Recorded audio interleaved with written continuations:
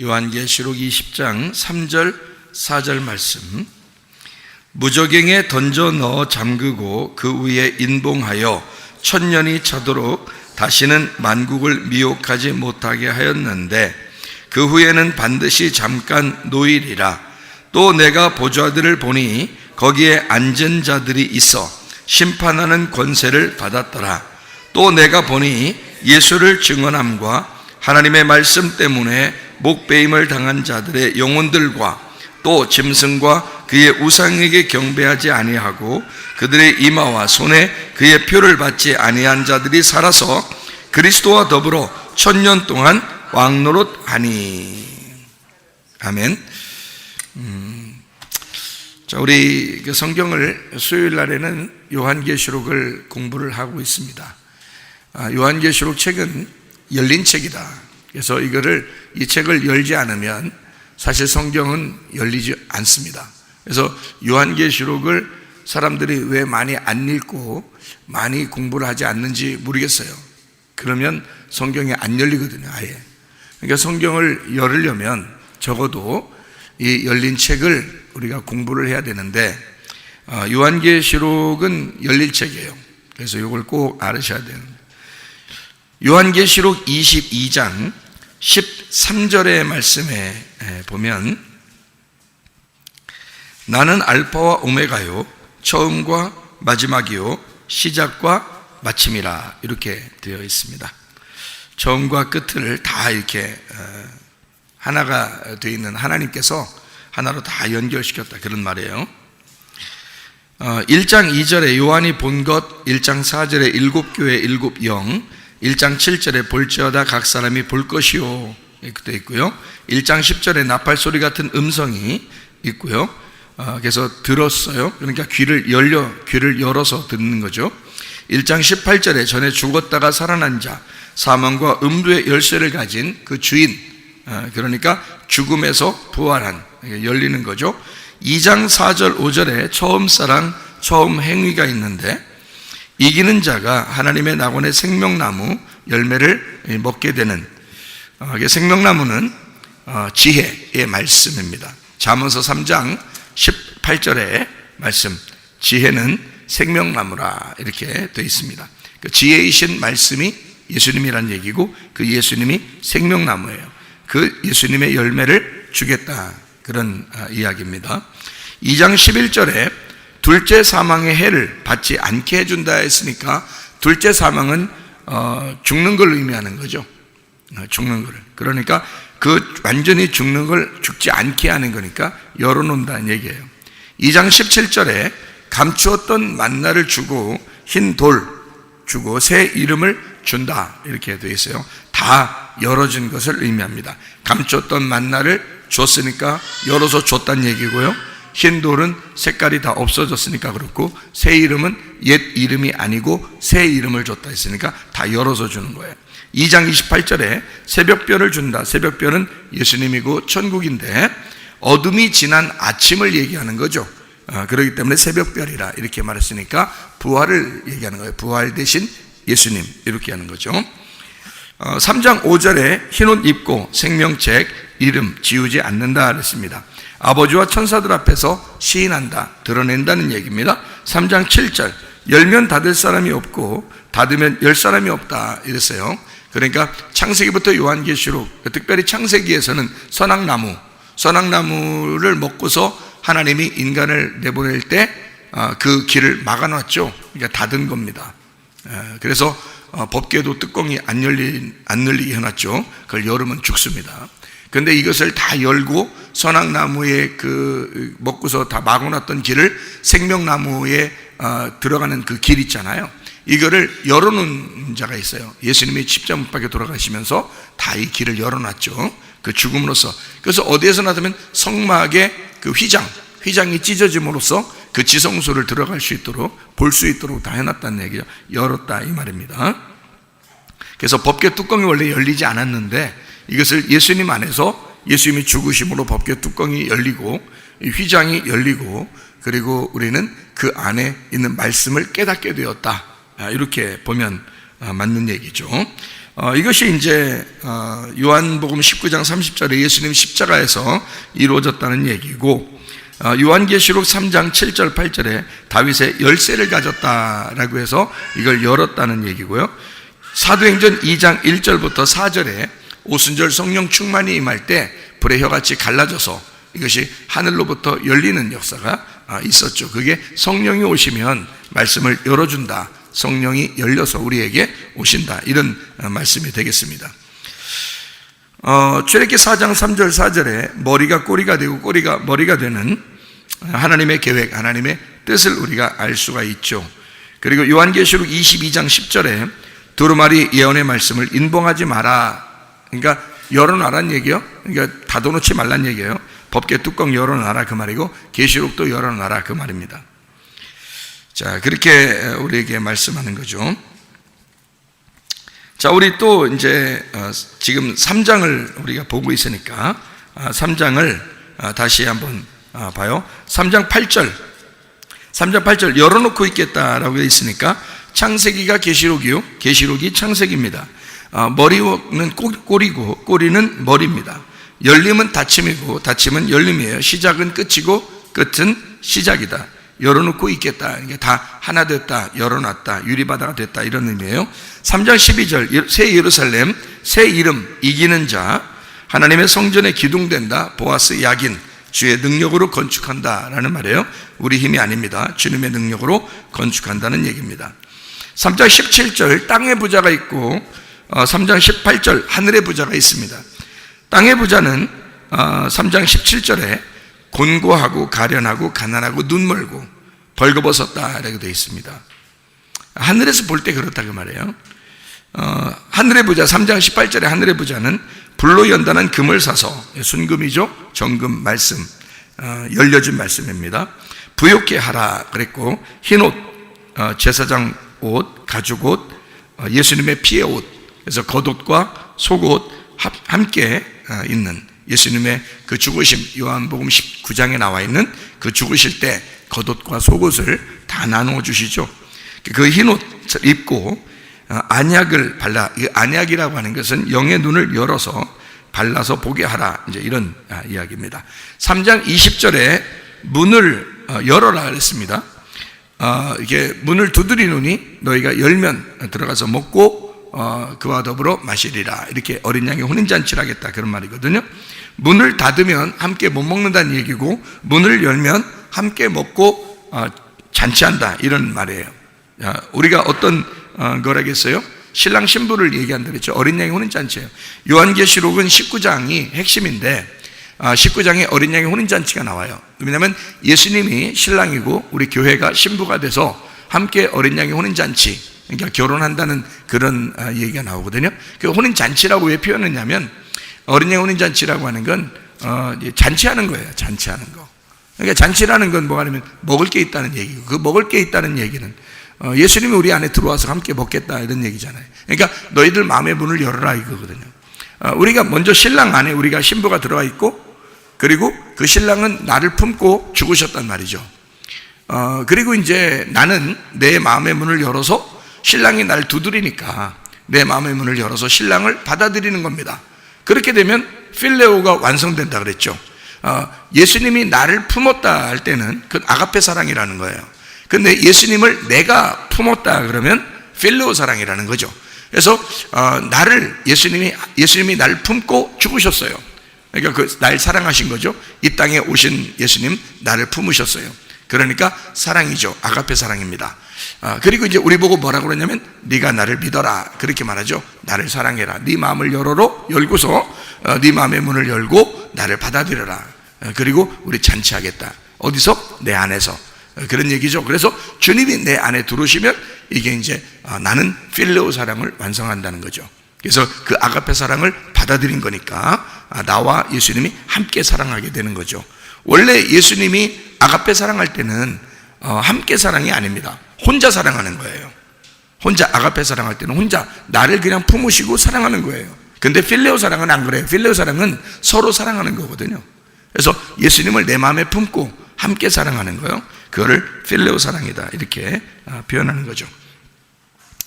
그래서 내 속에는 그러니까 내 속에는 예수님이 계시긴 계신데 안 보이죠. 그래서 새 예루살렘이라는 신부 안에는 신랑이 있는데 안 보인다. 성전이 신랑인데 어린 양인데 안 보인다. 이렇게 표현되어 있습니다. 예수님이 그 안에 함께 영으로 함께 있기 때문에 그런 거예요. 그 교회 안에 주님이 함께 계시다. 내 안에 주님이 함께 계시다. 안 보이지만 그 어린 양 대신 성전이신 주님이 나와 함께 하시다. 그 말이에요. 그래서 요한계시록 21장 2절, 10절, 22절 이렇게 보면은 신부에 대한 새 예루살렘에 대한 이야기가 나오거든요. 거기 거룩한 성 새 예루살렘, 신부가 남편을 위해 준비한 거룩한 성 새 예루살렘 이렇게 나와 있는 얘기거든요. 근데 22절에 보니까 성 안에서 내가 성전을 보지 못하였으니 이는 주 하나님 곧 전능하신 이와 및 어린 양이 그 성전이 심이라 이렇게 되어 있습니다. 성전이 있긴 있는데 어린 양인데 예수님인데 안 보여요. 그 신부 안에 들어가 있기 때문에 그렇습니다. 새 예루살렘 안에. 이것이 이제 요한계시록 3장 20절, 21절 이렇게 나와 있는 것입니다. 그래서 이기는 자는 어떻게 하냐면 내 보좌에 함께 앉게 하여 주기를 내가 이기고 아버지 보좌에 함께 앉은 것과 같이 하리라 그렇게 이야기했습니다. 같은 말이 요한계시록 20장 3, 4절에 있죠. 앉아서 다스린다. 이제 이런 말이 같이 있죠. 자, 4장 1절은 열린 문이 있죠. 4장 2절에 성령에 감동되었더니 보라 하늘에 보좌를 베풀었고 보좌 위에 앉으신 이가 있다. 이렇게 되어 있습니다. 다 앉았다는 말은 다 뭘 의미한다고요? 일을 쉰다, 안식한다, 일이 끝났다, 완성했다, 이루어졌다 이런 말입니다. 어디서 이루었죠? 다 이루었다? 십자가에서 다 이루었다 이렇게 되어 있습니다. 그래서 이제 십자가 다 이루고 그 다음부터는 앉아 있는 거예요. 이렇게 보면 됩니다. 4장 5절에 요한계시록 4장 5절에 일곱 등불 하나님의 일곱 영이 나오고요. 요한계시록 4장 6절 유리바다에 네 생물 눈들 가득하다라고 되어 있고 4장 7절에 사자 송아지 사람 독수리 사복음서 네 생물 성막 네 구탱이 그리고 동서남북 이렇게 이야기하는 것입니다. 계시록 5장 2절에 일곱 인을 떼는 거죠. 옛 창조를 심판하기 때문입니다. 애굽 재앙, 인나팔, 대접 다 재앙을 내는데 그 애굽이라는 나를 심판하기 위해서 그런 겁니다. 노아 홍수도 마찬가지죠. 그래서 하늘문 열고 심판하죠. 근데 심판은 심판과 구원이 같이 온다 이렇게 이야기를 했습니다. 나를 심판할 때, 나를 찢으실 때 나를 수선하시고 회복하시는 하나님. 그래서 심판하실 때 구원이 같이 온다. 요게 성경의 가르침이에요. 그래서 생명나무인 것입니다. 요게 나누어지면 선과 악이 나누어지죠. 그러니까 심판은 심판이고 구원은 구원이고 이렇게 되면 이제 선악과예요. 그런데 요 심판이 곧 구원을 가져온다라고 하면 이게 연결되었죠. 그래서 이걸 생명나무라 그러는 거예요. 자, 5장 6절에 어린 양 일곱 뿔이 있고 일곱 눈이 있고 하나님의 일곱 영이라 이렇게 되어 있습니다. 성막 안에 있는 레위인 12지파, 성막 밖에 있는 이스라엘 12지파, 이들이 하나님의 눈이고요.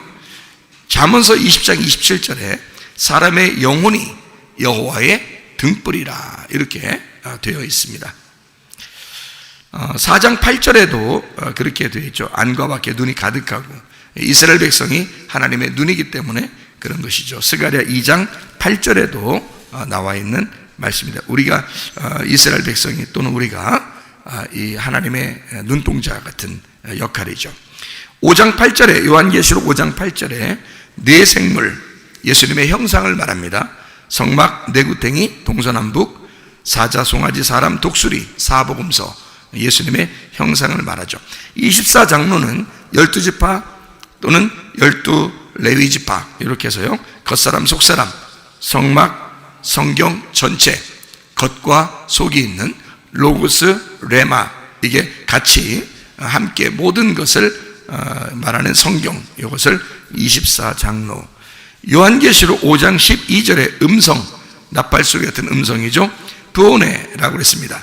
이것은 폭로 소리라 그랬는데 이게 파이노 밝게 빛나다, 보이다, 부어서 발광 반짝이다, 빛 이랬어요. 빛 대신 말씀, 생명 말씀을 말합니다. 그래서 빛으로 드러나게 했다 할 때 그게 이제 소리예요. 그러니까 그걸 들었다 이렇게 되는 겁니다.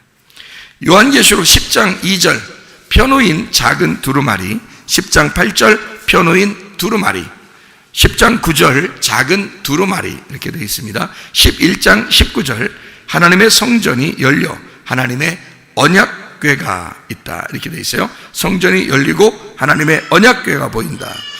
14장 1절 어린 양의 이름 그리고 아버지의 이름을 쓴, 그래서 14장의 1절에 어린 양이 시온산에 섰고 그와 함께 14만 4천 명이 서 있는데 그들의 이마에는 어린 양의 이름과 그 아버지의 이름을 쓴 것이 있더라 그렇게 되어 있습니다.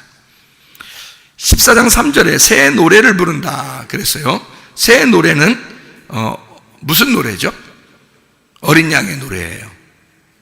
부활 예수님의 노래예요. 그럼 옛날 노래는요? 모세의 노래예요. 구약의 말씀을 얘기하는 거예요. 그러니까 노래는 그냥 이렇게 우리가 말하는 복음송가, 찬송가 이런 게 아니라 말씀을 얘기하는 겁니다. 14장 4절 하나님과 어린 양에게 속한 처음 익은 열매가 나오고요. 15장 2절에 불 섞인 유리바다, 짐승과 우상과 그 이름의 수 666 이기고 벗어난 자들이 유리바닷가에 섰다 이렇게 되어 있습니다. 그러니까 유리바다는 투명하고 보이는 걸 얘기하는 거죠. 열렸다, 보인다 이런 말입니다. 15장 3절에 모세의 노래와 어린 양의 노래가 있죠. 이제 우리가 쉽게 얘기하면 로고스와 레마를 말하는 거고요. 그리고 구약과 신약을 의미하는 것입니다. 율법과 복음서를 의미하는 거예요.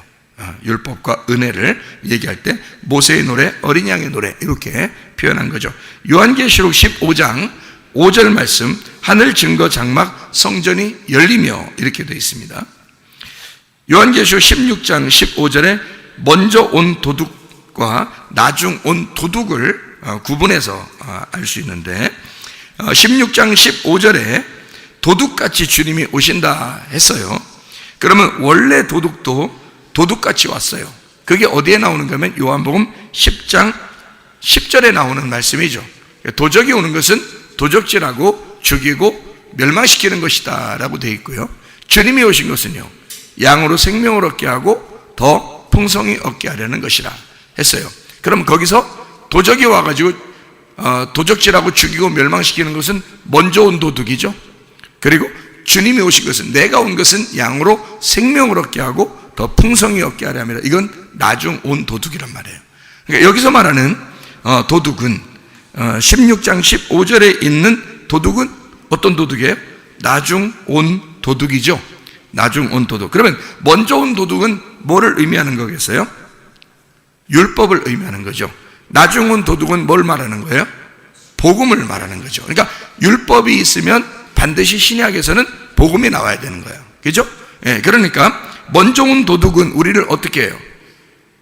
잠들게 하죠. 잠들게. 그러니까 도둑질하고 영혼을 도둑질하고 죽이고 멸망시키는 거니까 영혼이 잠들게 만들어요. 그러면 나중 온 도둑은 우리를 어떻게 해요? 깨어나게 하죠. 깨어나게 한다고요. 그러니까 잠자고 있으니까 깨어나게 한단 말이에요. 그죠? 그러니까 죽이는 거니까 죽이는 게 잠자는 거고 깨어나게 하는 건 뭐예요? 예, 살리는 거, 부활시키는 거란 말이에요. 그러니까 죽는 것과 부활을 말하는 거죠. 먼저 온 도둑은 죽이러 오는 거고 나중 온 도둑 예수님은 우리를 부활시키러 오는 거란 말이에요. 자, 무슨 말인지 아시겠죠?